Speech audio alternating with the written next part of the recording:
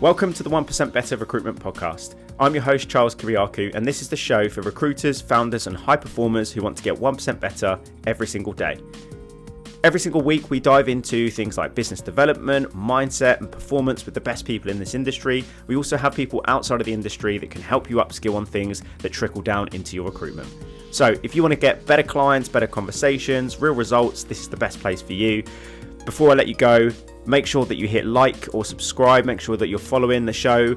And if you are returning, I just wanted to say a huge thank you from me. The engagement as of late has been fantastic. So that's enough from me. Let's get into this week's episode and I hope you enjoy. Right, Steve, thank you very much for joining us around the house to do the podcast. As I said, hopefully this young man is going to be best behaved. As you know, for people that may or may not know who you are, just give us a bit of an intro. Yeah, Steve Carter. This is my 40th year in recruitment. Started at a desk. I've worked my way through the industry, doing all the things that everybody else does. I've run some fairly large global recruitment businesses over the years, and a little while ago kicked off and co-founded a business called the Satori Partnership, and we're a bunch of well-tenured, experienced people that have got high-level experience in the industry on a global level, and we offer advisory consulting services to recruitment companies, particularly around transformation and most recently, particularly around AI adoption. Yeah, nice one. Well, look, we've got quite a few topics that we're going to dive into today. One of the first things, because we met, I think it was Sachin that put us in touch. Yeah. So Sachin first put us in touch, and some of the stories that you're coming out with, I just thought, my God, you have to come on this podcast. Like, I just think there's a shed load of value that you can offer, but just some of the takes that you had, I was like, that's just both fascinating and hilarious as well. One of the first things we were going to talk about was inefficiencies in agencies. Obviously, you do a lot of transformation work within agencies, right? Right. And another thing we'll get onto is like the rock stars of 2020, 2022, etc., whatever. But I see this a lot with recruitment agencies where they... Hi, Marshall, go over there. I see a lot of recruitment agencies that just have like no processes, they have no eye on like their data. And, I help companies predominantly with like business development and stuff like that. Yep. And when I see some of these things, I'm astounded at how a business that's been going for that long is still having a load of these inefficiencies. But talk to me a little bit about, from your perspective. Yeah, it's we can look at this in lots of different ways, but when you think about most recruitment companies, and when I say I'm generalizing for the purpose of, every company is different to some extent, but at the core of what most recruitment companies do is they build their business from the bottom up. Mm-hmm. So they've got people targeted on how many calls, how many meetings, how many new candidates they register, how many emails they send out, how many likes they get on their posts, right? Yeah. It's a volume-based aggregation that moves up the pyramid to the point you get to an outcome. Mm-hmm. Now, that's been the way it's always been. In my 40 years, that's pretty much how it was. When you look at that aggregation, the net result of that is most recruitment companies are filling 25, 30% of their vacancies. Yeah. Now, what nobody's looking at is what happened to the 75%? Yeah. Why are we not focused on saying a KPI or an OKR in a recruitment business should be to minimize attrition and look at the inefficiency? Mm-hmm. Because what's happening is all this work and effort that costs time and money is going into effectively filling 25% of the opportunities. Mm. Most agencies, mathematically, clearly, are leaving behind a lot more than they make. Yeah. So they're building a relationship, they're putting the effort into doing it, they're getting the client to trust them, the candidate to trust them, only to disappoint 3 out of 4. So that inefficiency wouldn't run in any other industry. If we were a manufacturing company, if we owned a sandwich shop, and 75% of the work we put in during the week got wasted and put in the bin, we'd be out of business. Mm. The sheer volume of the recruitment world allows us to survive and grow and prosper at that level of efficiency. Mm. But it makes no commercial sense. And really, a lot of the work I do around process innovation and structural innovation and just talking to owners, founders, directors about their businesses, start the other way round. Start at the top and say, okay, how do I create a business that builds X? What level of efficiency is acceptable to me, and work down and then work out what the activities are you need to do, but based on the fact you'll get an outcome. Mm-hmm. Not, let's just do loads of stuff and then the outcome's 25%. There's so much money, and without labouring the point, when you look at the P&L of most agencies are spending 50 to 60% of their gross profit line, their net fee income, on people. And those people are doing tasks that are not productive. So there's profit just being burned and wasted. So, I saw some recent posts from people about, how offensive it is that clients actually want things cheaper, right? And, margin pressure. Every industry's got margin pressure. What we've got to do is actually unlock this idea of efficiency, because we don't like margin pressure because our costs are so huge in terms of delivering 25% of the outcome. So it's just a massive systemic industry-wide issue that what we do, the advice most leaders give is just do more of everything, do more calls, do more meetings, register more candidates. Yeah. And really they should be looking at the other way around, saying, how do I make more out of what I get? Hey guys, quick one before we jump back into the episode. If you are a recruiter who feels like half your week disappears into admin, follow-ups, data cleaning, and jumping between several different tools, then listen up, because this episode is officially sponsored by Sourcewell.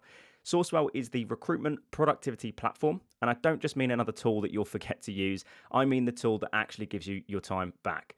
You can run your entire desk in one place.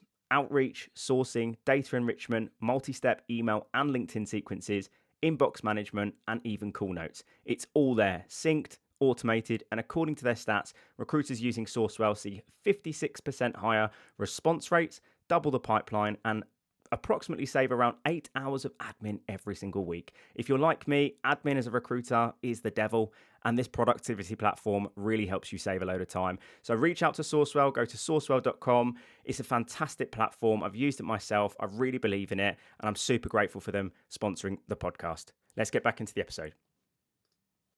It's very true. I've recently found out that with businesses that I've been working with, that sometimes they go one way or the other. Right. So sometimes they'll do 100 dials a day, try and put as many jobs a week, pull 5 jobs a week and stuff, and then they're just pure quantity based. They'll do like mass spec outs and stuff like that. And then some agencies, and by the way, I'm very guilty of this, where everything is super hyper personalized, and it's not enough quantity. And I feel like there's a happy medium between, and I had this guy called Dan on his second time on the podcast. We did it in the studio recently. First time he came on the podcast, it was just him. Yeah. I was working with him as business coach. Now, 19 months later, he's 11 heads, nearly a 1 million valuation, whatever it is. His approach is he does mass mails, but the way he does it is very interesting. Yeah. It isn't just a e-shot to the database. Right. He does a weekly newsletter that's market insights in the form of candidates that are currently on the market. Right. But then he also does the personalised spec outs and stuff. Right. And they work in the event space, right? So it's kind of a high volume-ish market, not quite like the healthcare market. Yeah. Right. But there's a quantity aspect and a quality aspect. Right. So I think there's a bit of like a fine line, I guess. There's a bit of a balance where some agencies kind of need to do a little bit of both. But right? the glue that holds that approach together is value. Yeah. Right. And again, this is a concept that at the desk, a consultant isn't really coached or taught. So what you have to turn it around and look at it from the candidate or the client perspective. What value do you add as a recruiter? Because in that email outreach, he's giving market insights. Yep. So in that way, he's providing some level of market value, which is creating a level of engagement with the person who's reading it, which is then saying, well, okay, I like what these people say. It makes sense to me. Yep. I got something from that 5 minutes it took me to read it. I might work with them. Rather than the other way, which is attritional, right? I'm going to do 100 dials, and 2 people are going to answer, 50 people won't even answer, and the other people are going to tell me to go and get stuffed, right? And that attritional stuff, there's no value in that proposition. So what that example is where he's unlocked a value process with a client or a candidate that makes them want to engage. And that's demand gen, like in other industries they're called demand gen. That is, how do you bring the customer to you? Not chase the customer. Yeah. And in recruitment, we're still chasing customers. Yeah. We got to bring them to us. Yeah, 100%. So with these agencies that have such a low percentage rate of filling jobs and stuff, like I remember when I moved from contract to perm, that was the first time I got introduced to Cube 19. I've got one of the co-founders of Cube 19 coming on the podcast soon as well. And that was my favourite bit of tech that I'd ever used. Bear in mind, in healthcare, we didn't really use tech. We didn't use anything, right? It was just a job board and that was it, right? And I remember they were so strict on our ratios and they would reverse engineer the ratios to get to your financial targets and stuff. And one of the things that we looked at was CV to interview, interview to placement and job to placement. And I think we had like a non-executive talk about industry average, and then he showed us on the board like what ours was as a business, and we were like in the top 1% because we were so hyper like niche and specialized. So what about, you know, when you're consulting with a recruitment agency and then you're looking at some of these ratios, and you know their job on to placement ratio is 1 to 4, for example, you know, and their CV to placement ratio, CV to interview ratio is just terrible. What's the kind of process that you would do working with like a founder of a recruitment business or working with the team to help improve those ratios? Yeah, really good question. And actually, and look, you know, I'm being slightly controversial. Like I think tools like Cube 19, they're overcooking the whole idea about how you measure this thing. Yeah. Right. You know, because what Cube 19 in it, you know, and not just Cube 19, any other product, there are others available. I've got clients with that tool, and they've got a screen on the wall with lots of green dials on there, right? It tells them absolutely nothing. They're all green. It tells them they've done a volume of something, and it's green. It doesn't have any quantifiable measure of whether it was a good call or a bad call or a good meeting or a bad meeting or good CV sends or bad CV sends, right? No qualitative measurement. It's just green, and I see people, you know, fist pumping and high-fiving each other because we've got green dials, and they make no money. You know, it's just a complete fake normal, right? So I've got lots of practical examples where I work with agencies, but for example, okay, I'm going to cliche myself, but like the data's everything, right? So if you go back over, say, 8 quarters worth of revenue, and you look at what drove that revenue, you can start to see that the business has a certain normalized performance record. So, for example, one of the clients I can quote is that they discovered that when they had 3 interviews on a job, they filled a much lower percentage. But just by 1 more interview on a job, they had almost double the fill rate. So therefore, the metric became, we need to get 4 interviews on a vacancy because it doubles our chance of filling it. And there's lots of reasons why that would be true, and it's completely obvious. But that became a driver. They knew that if they sent 7 CVs to a job in their particular industry, they would get 3 or 4 interviews. So therefore that became, the power of 7 was something they talked about. So it became a metric and a socialised norm in the business, that the power of 7, as soon as a vacancy came in, let's get 7 good quality people over to that job. That'd give us 4 interviews, would fill more jobs. They improved productivity per head by something like 20% overnight, simply by understanding what was driving performance, not the volume. So your point about the ratios is critical. I don't care how many calls people make. And I still know agencies that count calls. Why? What I want to know is how many of the calls that people on my team make convert into something meaningful, right? And so actually when I work with individuals, I have no science here, but it's called personal performance metrics. It's basically a PowerPoint slide that shows you a formula that you can plug in your own individual performance, because some people are really, really good at on the phone and they get a lot of response. Some people are better face-to-face. Some people are much more candidate-centered, right? So actually, what's your strength and how do you plug it into a formula that allows you to understand how you perform best? And when you know that, then go do that. So I 100% agree. It's about ratios, but it's about understanding, if you go back over data, what's driven your best month? What has driven your best quarter as a company, as an individual, as a team? And understanding, let's look at the data. What did we do to generate that result? And then say, great, That's where that's our sweet spot. Let's stay there. Let's not, we don't need more calls. Don't make more calls. If we need to have more conversation or more meetings, then that's true. And again, I work with agencies that, because, I'm sure we'll talk about how important the relationship is. They've got people on the road now that don't do anything other than go and meet clients and old school, donuts and coffee. Yeah. Those people bring more work in than anybody that sits at a desk. Yeah. Right? So, understand what it is that drives your business and then work out how that becomes effective. But the ratio thing's critical. Volumes, that's so 80s. Yeah. Well, I've worked in agencies before where they all specifically bring me in and be like, we need the guys doing more activity. And like the question I always ask them is why? And I get in trouble, by the way, throughout my entire career. And my mum always and my wife takes the mickey because whenever someone says something, I always have to understand why. Why are we doing something? Right. And it's helping me now when I'm running a business because what's the point in doing something unless you don't actually know why?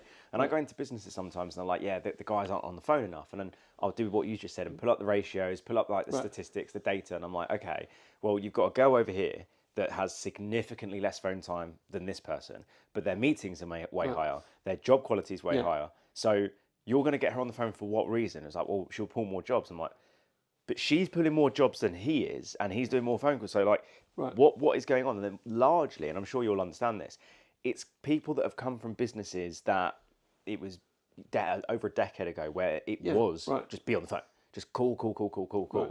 And they just think that the more time that you're going to be on the phone, the more business you're going to win. But then you have to get really deep into it and go, okay, well, what are they actually saying on the phone? Because to your point, Cube 19, for example, loved it. It's called analytics now, amazing. Only shows you what they're doing. Doesn't show you why they're doing things, why it's working, etc., etc. And then you have to really figure out the ratios.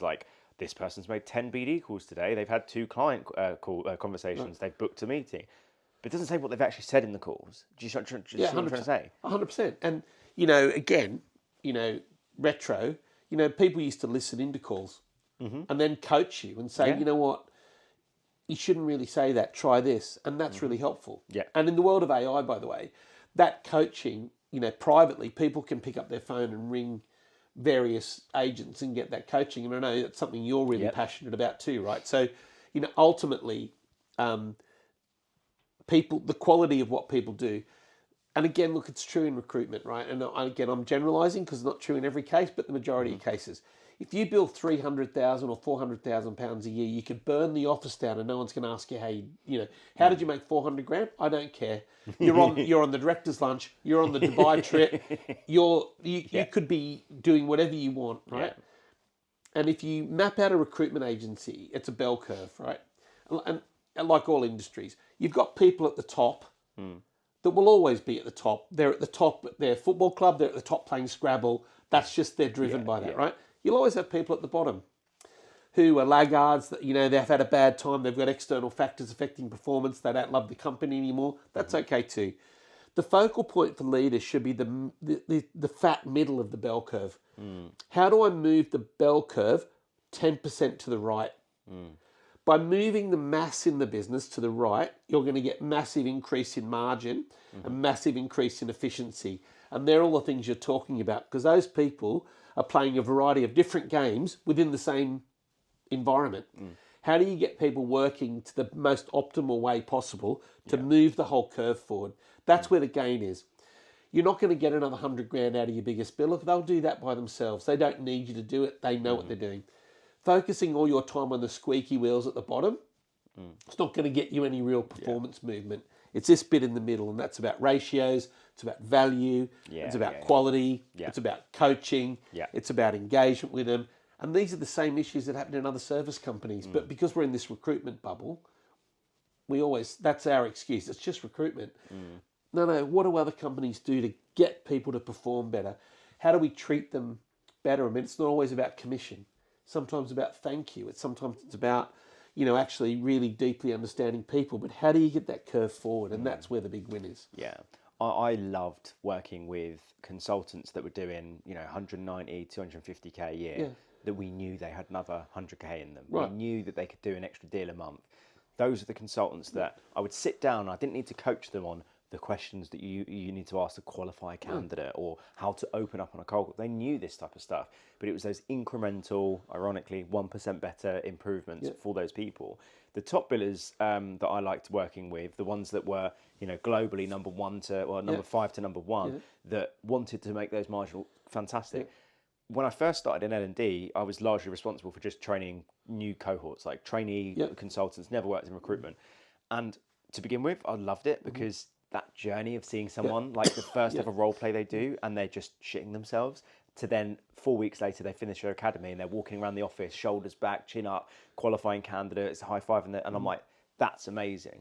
But whenever I go into businesses now, the first thing they say is like, oh, Jimmy over there is like, he's blanked for 3 months. We really need you to help. I'm like, I mean, I can help, sure, I can help, but you've got 2 consultants there that, on track to do 200 grand this year in a market with low fees. We can get them to do another 100 grand because they know what they're doing.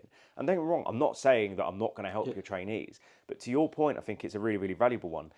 The top billers, if you ignore them, and by the way, there's something you said as well, which is really important, like those people, it's really about figuring out what ticks them. Like when I was one of the top performers, when I was doing perm recruitment, something that really worked for me is my boss would sit there and give me public praise. Don't know why, that was just what worked for me. So at the end of each quarter, they would like show people who were doing really well. I was like, oh, he recognizes my work. So that drove me to do more and more and more, right? For some people, they just want to be fucking left alone. The top biller just wants to be left alone. Don't give him praise. Just fucking, what he wants. Just let him or her. They just want to do that, right? But don't fucking ignore the top billers, because I've seen that as well, where it goes, oh, he doesn't need any support, Charles. Like coach the trainees and the mid level, but the top biller in the corner, leave him, he's fine. Then all of a sudden, the top biller sat there and gone, and this has happened, by the way, when I've worked on site, and they go, am I not going to spend any time with you? Well, no, you're doing really good. And they're like, so I don't ever need to be improved then, no? I've been doing this job 5 years. I'm perfect, am I? Yeah. And then that pisses them off. So it's like, I think you just really got to really understand like what makes these people tick, how to retain the top people as well. Because imagine you've got someone in your business that's doing like 400 grand a year, been there for 3-4 years. You don't give them any attention. You hire an external person in the business. Don't give them anything. And they go, actually, no, do you know what? Fuck this. I'm going to move. Right. And that manifests itself in lots of ways, right? So, companies that still believe you drive growth through headcount, when they haven't really mastered the headcount they've currently got. So they're not giving not giving the right amount of attention to the high performer. They're not giving the hyper-personalised approach to people to coach them through the journey. Then they just add on more people. So they just dilute their ability to do what's required to get the best out of the team. And then that's where they get attrition and that sort of stuff. I also think, in terms of what you're saying, I think one of the things I try to remind people about constantly is recruitment's an opportunity. It's not a job, right? That there's not many careers you can go into and bring your motivation, your drive, your willingness to learn and really have an uncapped earning capacity, right? In something that's quite a natural skill to most people in recruitment. And I say to people, if recruitment becomes a job, get out, right? Or if your company makes it a job, get out. And a lot of that's got to do with leadership, because if leaders turn your recruitment opportunity into a job, you're working for the wrong person. And when you say, just so for clarity, because there might be some people listening to this and go, what do you mean by that? What do you mean like by it becoming a job as opposed to an opportunity? When you turn up at your job, when you turn up at your office or your desk at home or wherever it is you execute the tasks from, every call I make, every interaction I have could turn into a result for me in recruitment. And I didn't care when I was on a desk, and I would encourage people now, the first 10 calls today, the first meetings you have might come to absolutely nothing, but one of them might turn into be your best client, your best candidate. And so I was looking next, what's next? The opportunity was there. I just had to do what I was told, learn a process, execute the process, put my flavour on it, and it was opportunity. I could bill 100 grand this month or this year or this quarter, but it was up to me. But there are people that come in, head down, it's raining on them, they turn up and they execute a task. The boss told me I had to do 50 calls, I do 50 calls, I go home. It becomes an attritional job. And when I see people that like that, where it's just like, I don't see what I'm getting out of this, I don't see the outcome, I don't understand the result of my effort, I'm just doing the job and nothing seems to be happening. Well, that's partly attitudinal. It's partly because you're not alive to the idea it's an opportunity. But, sometimes it's the environment you're in, sometimes it's the boss you work for. But when you get out of bed in the morning, you've got to own the attitude. And if the attitude is, I've got an opportunity today to make some money, I've got an opportunity to bring in a new customer, then guess what? Funny magic happens. That happens. But when people walk in and see it like a job, there's better ways, there's better jobs than recruitment. If recruitment is a job to you, there's nicer ways to make the same amount of money. I've had that conversation so many times with trainees when they're sat there and they're bogged down and they're treating it like a job. So when you've explained it like that made total sense to me. And I think that largely comes from when a business like over KPIs things, but there's no why behind the KPIs. Correct, You have to pull 5 leads a week. You have to do 100 dials a day or whatever it is. And then you're seeing consultants do these. And then there's and I've fallen into this trap as a trainee myself where you have to hit a certain amount of calls. Right. So you call candidates that won't pick up, just so that you can hit that fucking number. It's the dumbest thing in the world. I know people that ring their parents and on mobiles to get stats on the call numbers, right? Mum, I'm ringing you again because I've got to get calls in today, otherwise the boss has got a problem. It's just the wrong mindset. It's the wrong mindset. Yeah, completely. Like If you've made it this far into the episode, do everybody a favour and just like or favourite this particular episode. Make sure you're following, make sure you're subscribing, whatever platform it is. And if you're not going to do it for me or because of the love of the show, do it for Marshall, the star of the show. Do it for Marshall, because if you don't like this, if you don't follow it, if you don't upvote it or subscribe, Marshall's going to be really upset, and no one wants to see Marshall upset. So do everyone a favour and like, follow, subscribe, whatever platform it is, and Marshall will be happy. Anyway, let's get back into this episode, shall we? We've got to bring a bit of joy back to recruitment, and look, I'm old, right? But back in, it was fun. There were characters. It was interesting, you never knew. And, I learned Hayes was my first entry level into recruitment. And it was brutal back then, There was no trainers. There was no internet. There was none of this stuff. It was like, there's a phone. Pick it up. Get the phone book out. And most people won't know what a phone book is. Google it. But, and ring people. Yeah. We used to drive around industrial estates and write the names of companies down and then come back and then ring up and, that's what you had to do. But I just knew, I just always had the mindset something good was around the corner. Yeah. Like it could be the next call, it could be the next meeting, it could be the next candidate, but I knew it was there. I just had to do enough of it for me in order to make it happen, and it did. But a lot of people don't see it that way. They look at the other way. Yeah. That, like I said before, on that build it from the bottom thing, do 50 of them. I don't put any passion into it. I don't even like doing it. I don't enjoy it. I don't understand what I'm good at. No one's really telling me. They're just beating me. Yeah. That's over. That's just the end. Go if that's how it feels to you, go get another job. Yeah. And there's much better jobs that you can do that are less stress, less pressure. You're not going to get shouted at by a manager for not making a certain amount of calls and get a salary, rather than, doing what we have to do, which is recruiters, especially entry level, you don't get the best salary in the world, but you've got decent on-target earnings. Well, there's this mad leadership thing, right? That I believe, maybe I'm wrong, I believe nobody comes to work every day to do a bad job. Everybody comes to do the best job they can that day. It might not be 100%. Yeah. But they come to do their best they can on the day. And we've all had days where we can't really give our best effort. That's okay. But nobody comes to self-sabotage. Nobody. But they get managed like they do. I've been in lots of meetings, and, you have too, from what you've just said, where people are saying, that guy's shit. He's blank for 3 months. He's a loser, right? Well, no. We made him perform that way because when we hired that person, they had attitude, they had something about them that made us say, we're going to invest a salary in you. Not spend it, invest it. We've turned you into 3 zeros in a row. What have we done to help you? Now, what we normally do is throw that person out and get another one. Yeah. Put them back on the production line and go again. Nobody comes to fail. Nobody. Why would you get into recruitment to fail? There are nicer industries to fail in. I know. They just are.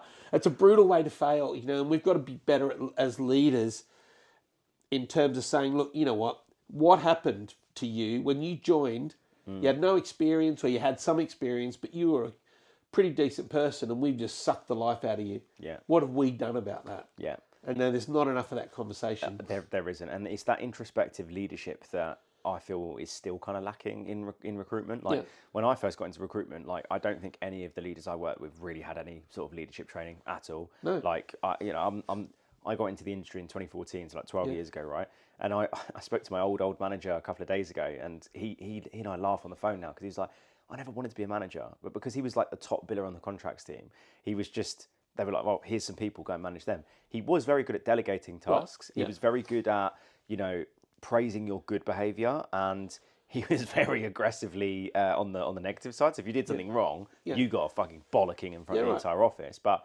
I know we're going to talk about relationships, but he was the guy that actually reinforced this belief that I had that, he heard me on the phone in front of the office. He went, like, as soon as I finished the phone call, he looked at me and went, mate, I've never seen anyone in recruitment, and he'd been in it for over 10 years at that time, who can build relationships like you. You have a fucking talent, mate. And I was like, no one's ever said I've got talent in anything. I was like, wow. So that's fostered this like empowering belief in me, like, oh. Right, but I'm talking to you now, listening to you, right? It still had an impact on you now. Of course, and that was over 10 years ago. And I was like, right. So I ran with that, and every single call, and because I was, kind of modelling his excellence, right, and seeing how he built relationships. And I realised that relationships in recruitment are absolutely pivotal, right? If I can be this candidate's friend and take them through this difficult time and then guide them in their career or whatever, they're going to work with me. And to your point, they're going to give me referrals, they're going to give me this, but I need to give them something as well, right? It's value. Exactly. Right? Value. And the other concept in recruitment that often gets talked about, but rarely you can observe it, service. Yeah. Right, going the extra mile where people talk about the service. Yeah. Unfortunately over the years, we've all had a big glass of Kool-Aid, recruitment Kool-Aid, right? Where the legacy learning has come from people inside the industry. Most of us learn from an insider. Most of us have worked for people that have spent their life or majority of their career in recruitment. And as a result of that, it's this sort of self-belief, grandparented kind of bubble, right? Where's the external influence coming from in the world of recruitment? Why are we not looking at other service industries about how they've transformed? I was going to say, really good example of that. Chris Voss probably popped up onto the recruitment scene, 4, 5, 6 years ago or something like that, maybe just before or after lockdown.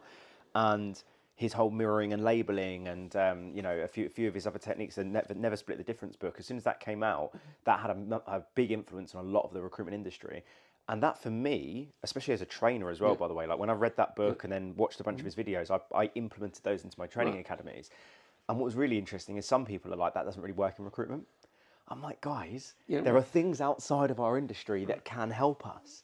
Like, why are we so narrow-minded? And again, I try to always challenge myself by taking the external view in, look in. We provide a service to candidates and clients who buy services or engage in services for reasons. What are those reasons? And are we delivering those services to the people the way they like to consume them? Yeah. And often we're not. There's a misalignment between how we sell and how people buy or consume. And it's up to us to adjust.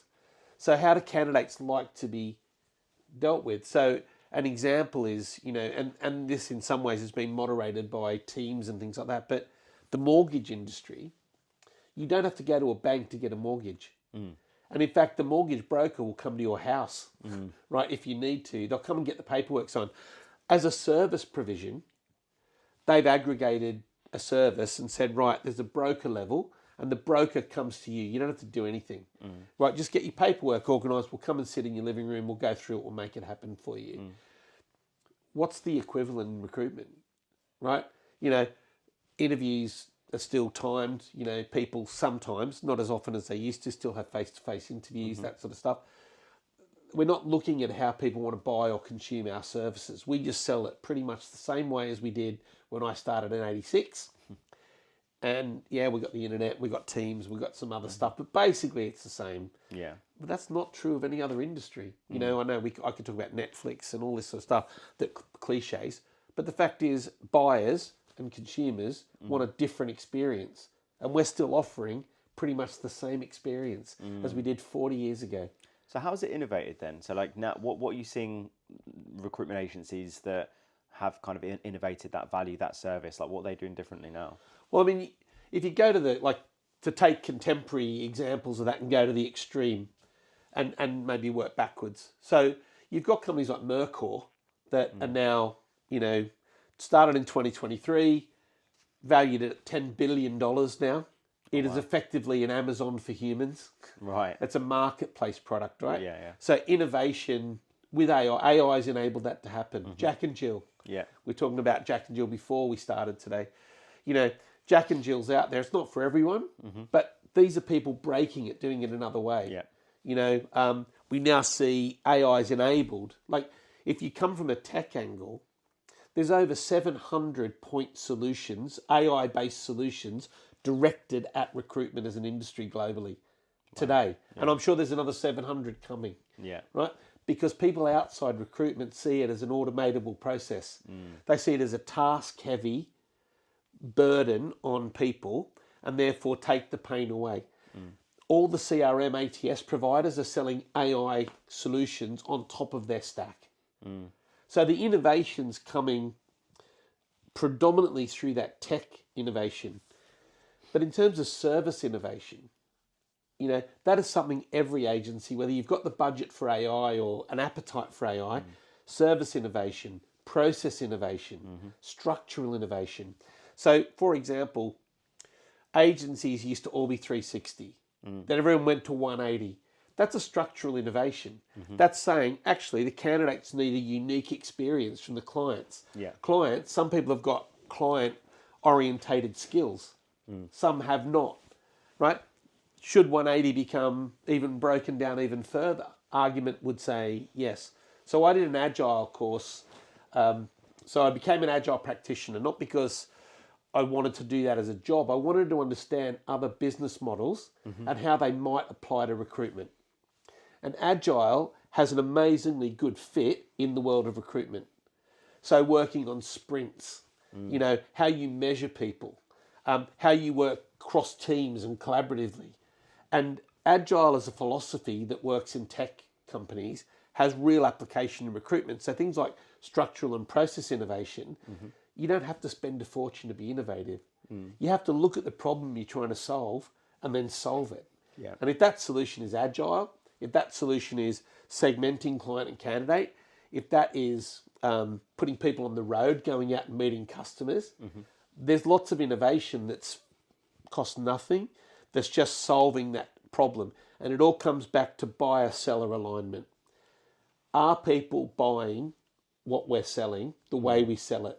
Yeah. It's not up to them to change. It's up to us to change. That's why people download music and there's no blockbuster video, for example. Because people now consume a service a different way and the seller's adjusted. Yeah. Our industry hasn't really adjusted. We say to people, this is the way we recruit. Do you want to buy it? Well, yeah, but there's less and less people wanting to do that. Yeah. So innovation, like you can look at Mercor and say, right, there's a $10 billion valued company disrupting the market. At the other end, there's someone who's put people on the road who've called themselves a 180 team, who've taken an agile approach. They're innovating in their own way and they're going to do better. People that stay the same are going to get run over. Yeah. So for people that don't know what you mean by an agile approach, and when you've gone and learned about agile, tell me a little bit about that. Well, it's interesting as an overall kind of approach to business. It's saying, look, for example, a team are very, very good at a certain skill, executing a certain thing. So rather than have people that are generalists, say that, look, okay, I'm particularly good at on meetings, or I'm good at BD. Yeah. So the BD team. So it's a bit like the 180. But there's structured ways those teams can interface together, and then you glue in different reward structures. So rather than an individualized commission approach, let's look at what the metric is. What does success look like? Back to a previous point we were talking about, and then reward on that achievement point. Agile takes a view on things like performance appraisal and KPIs. So the philosophy of Agile says that a KPI is a measurement of the worst possible case. Not the best case. So it says, if you get over this line at the minimum, you're okay. It's not aspirational. Right. It's almost attritional. Like if everyone did 50 calls, we'll be okay. That's the minimum we expect, but that's how people get measured. So Agile takes the other view. Like I said, break it down from the other end. So there's lots to Agile. Agile's, people that work in the tech world will talk about sprints. So rather than this whole thing just being this never-ending continuum of performance, it's like in the next 5 days, we want to achieve this. So a good example would be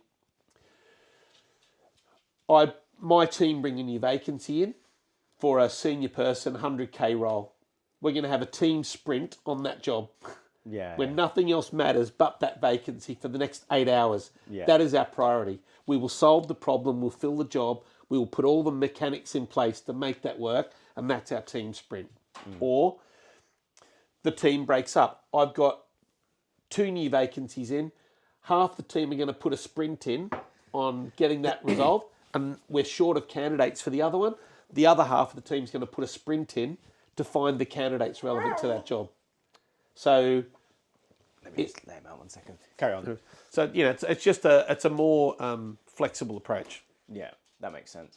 But it's just letting people do what they're good at, putting their strengths to work.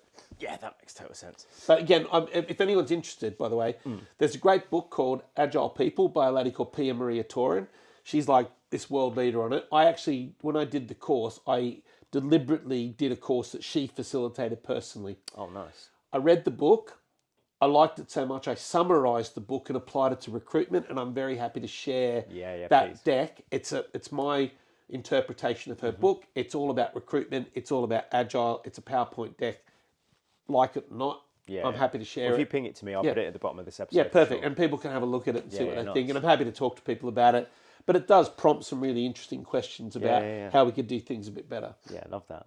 There was something else we were going to talk about as well, that when we first met, it did make me giggle a little bit when you talked about like the rock stars of 2022, 2021, and how they've kind of got into leadership.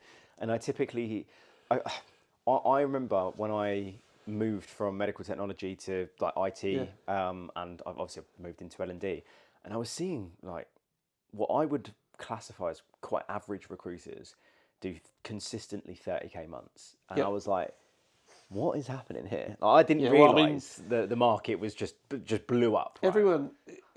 Anyone in leadership that's reviewing their company's performance should just call 2022 an absolute.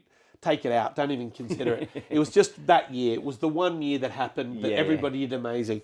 It's way more interesting to talk to companies that failed in 2022 and learn from them. Yeah. Right. Yeah. Because who didn't succeed, right? Yeah. There's nothing to learn here. Yeah. Right. Just show up and you made money in 2022. All this latent hiring post-COVID, all that. Everyone just cashed in. Yeah. Right.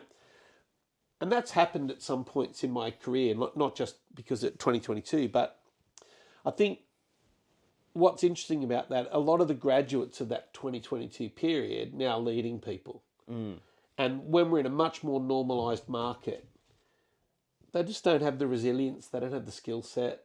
They think every call should turn into a result. Yeah. They think every candidate will get a job. How is that impacting the overall industry? How's that impacting people at work that are joining the industry? How's that impacting attracting people to the industry? Getting performance out of a team that are struggling a bit more with all the geopolitical, macroeconomic stuff going on, with AI disrupting the market. How well are they coached and trained in terms of being able to adapt? They think every day's Christmas. Yeah. And it just isn't. And it's 2026, and then people are measuring those people based on a standard they can't keep. Yeah. It's not fair. I'll never forget, I think it was like the following year, the first like few months of 2023 were decent. And then clients were saying, actually, we're not hiring 10 people. We might hire 1. Yeah. Actually, we're on a hiring freeze. We spunked our budget last year. Right, And then I had consultants left, right and centre come to me like, oh, Charles, it's so hard. And I'm like, no, it's not. It's like you were racing against a bunch of people without any legs and you were winning every race. And now you're racing people at the same level as you, right?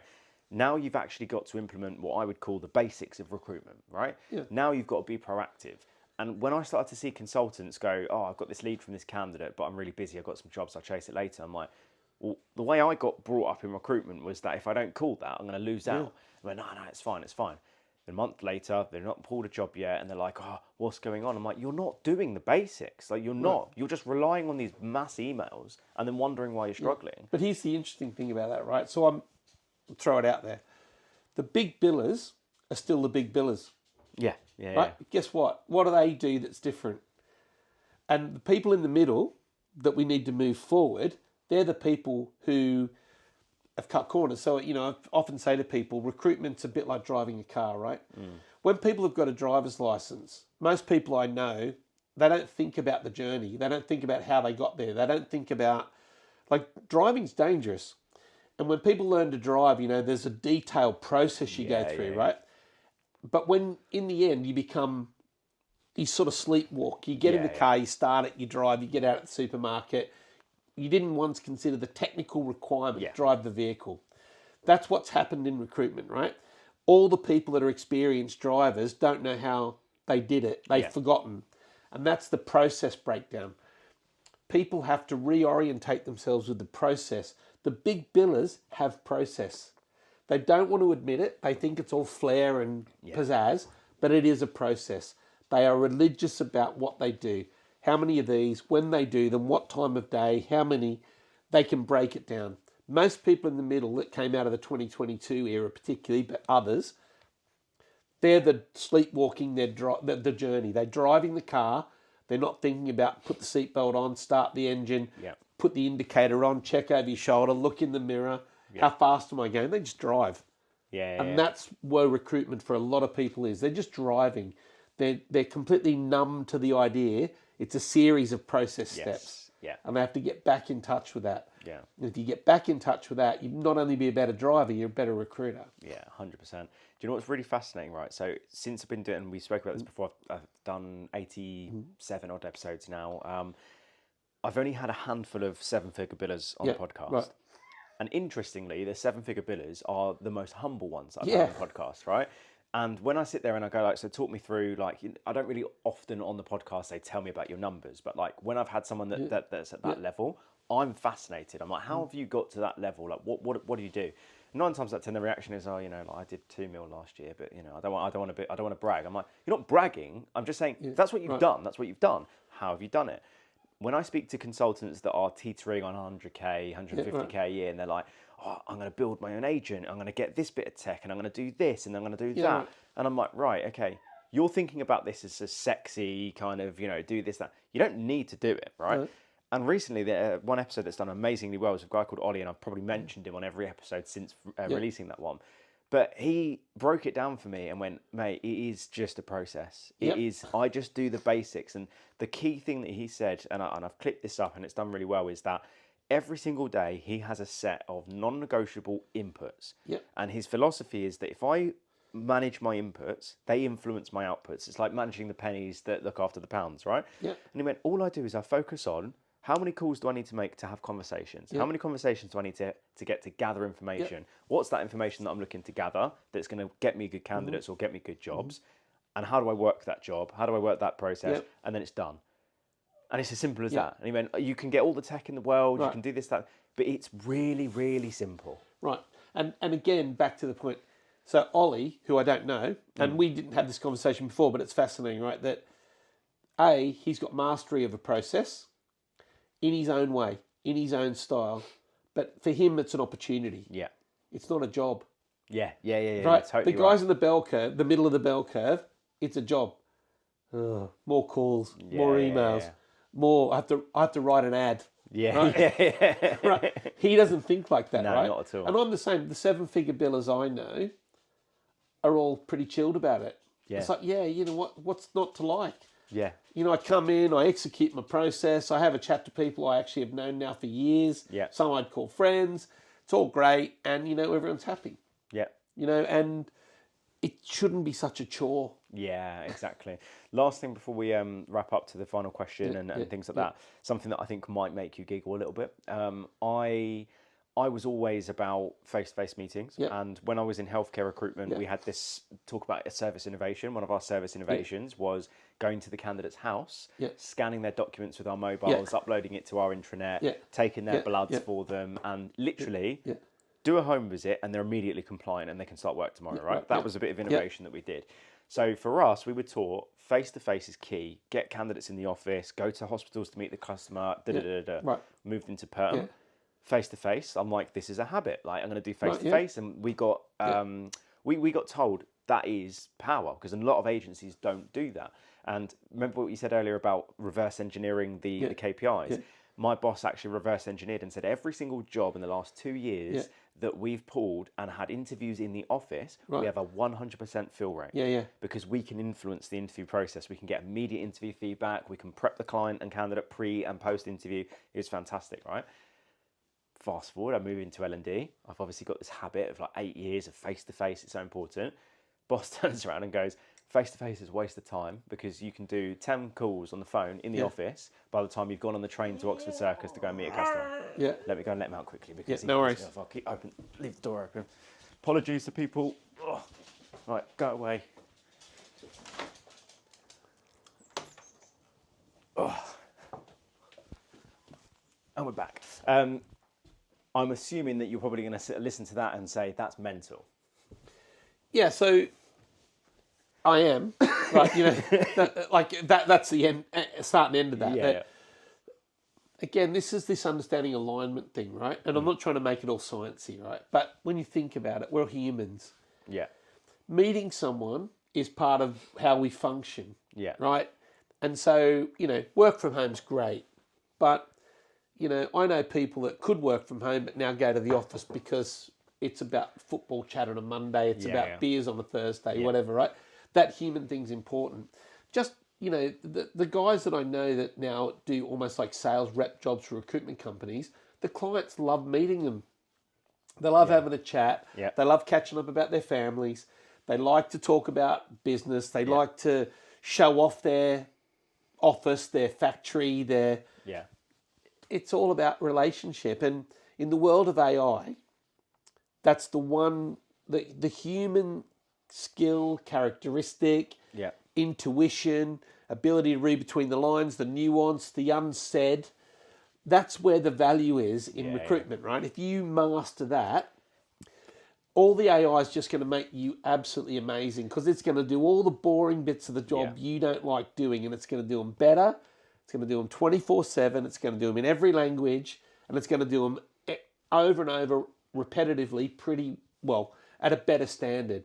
If you get the relationship bit, if you can go out and get on the train, get in a cab, get in your car, go and meet customers, you're going to do so much better. 100%. So much better than the person who sits there and goes, I don't need to do that because I've done all this volume. And there's going to be this absolute fracturing of people that put in that effort.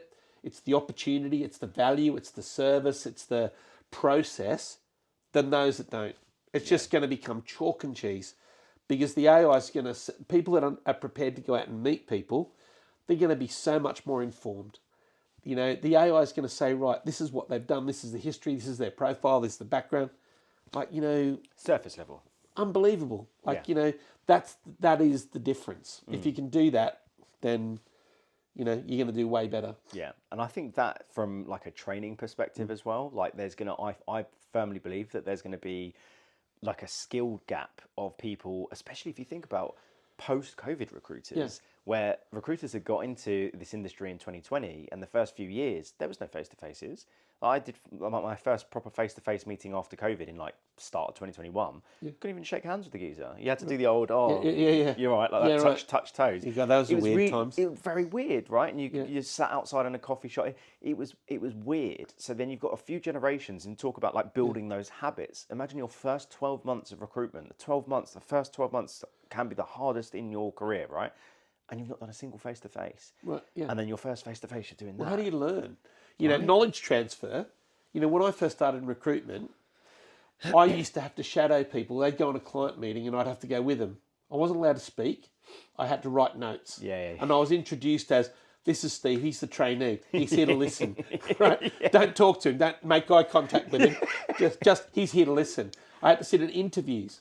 But the knowledge transfer was immense. Because I was actually on the pitch. I was learning the job on the pitch in a live situation, watching two people do business or talk recruitment or do whatever.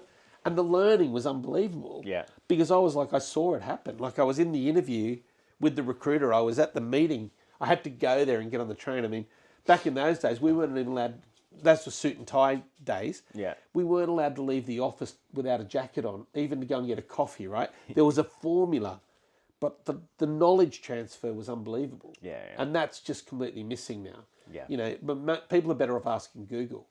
Yeah, literally. But yeah, I think that there's going to be like a bunch of companies that are going to be like, right, we've got agentic AI doing the screening process and stuff like that.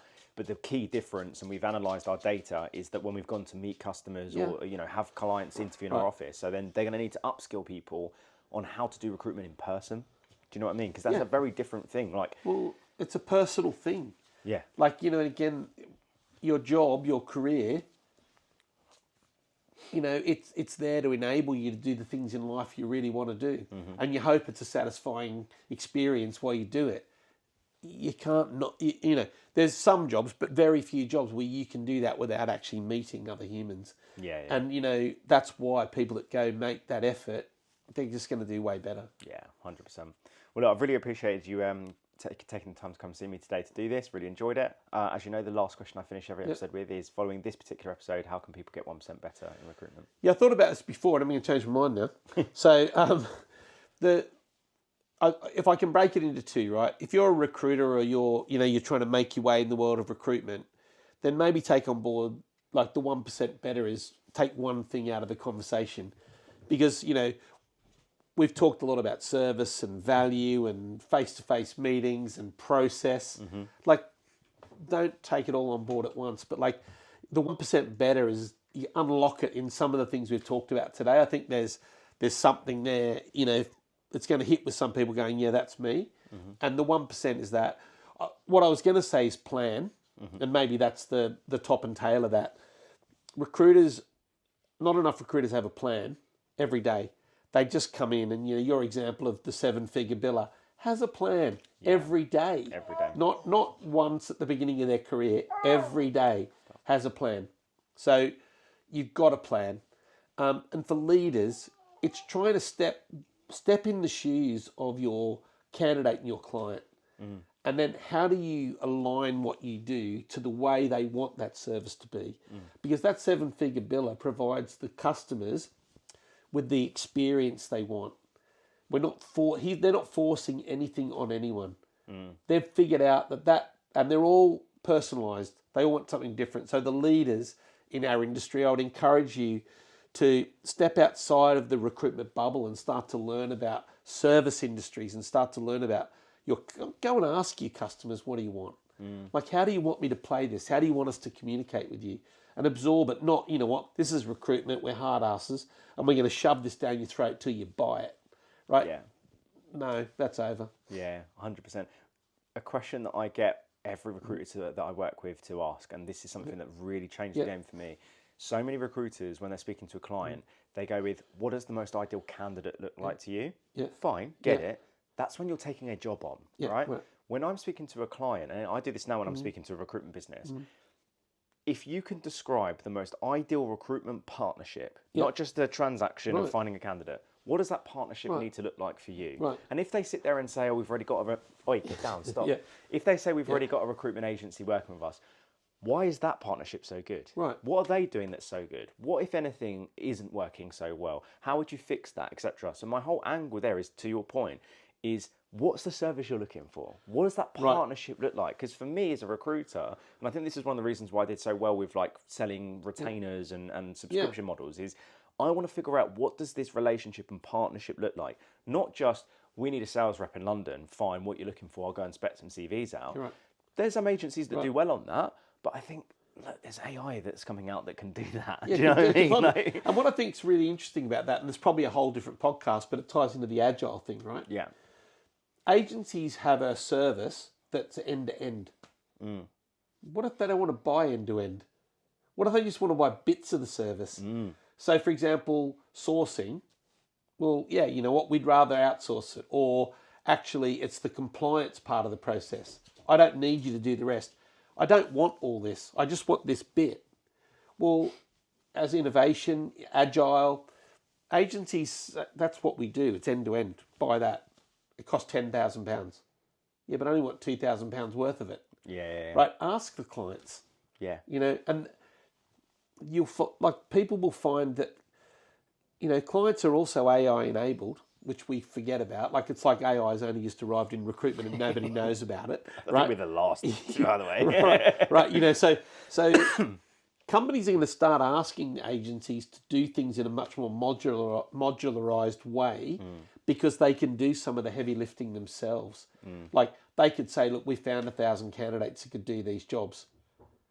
And in fact, I've got a client now that works with a very large company and they outsource recruitment because the way they put value on and this is no disrespect, but it's a blue collar level role. Mm-hmm.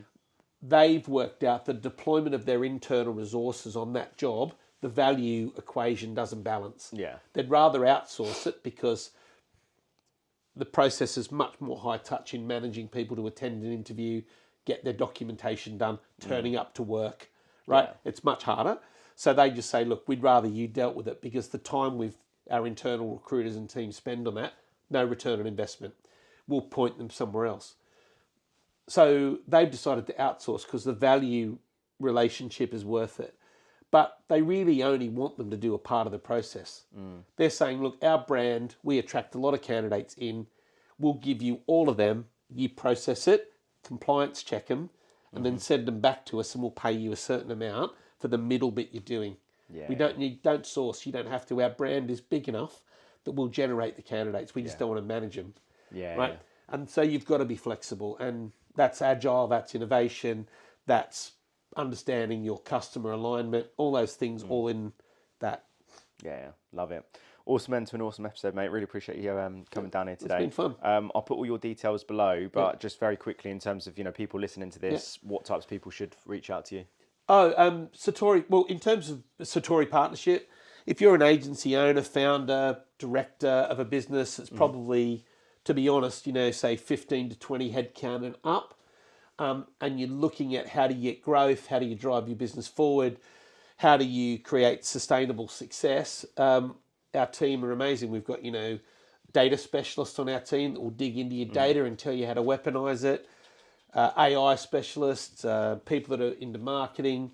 So we've got a team of experts, fractional experts, that you can access that, a lot of experience at a fractional level. Just come and talk to the satoripartnership.com. Be very happy to help you with that. We've also got loads of content and on our website about, everything from all the things we've talked about today to data and tech and AI and transformation and adoption and how you live without LinkedIn and those sorts of things on there. And we've also got our Satori Index, which anyone who fills it in, it's about 7 minutes to fill it in. You'll get an immediate AI-generated report, and it will give you some insights to some of the really hardwired stuff in your business. Not we need more candidates, but actually how able are you to transform?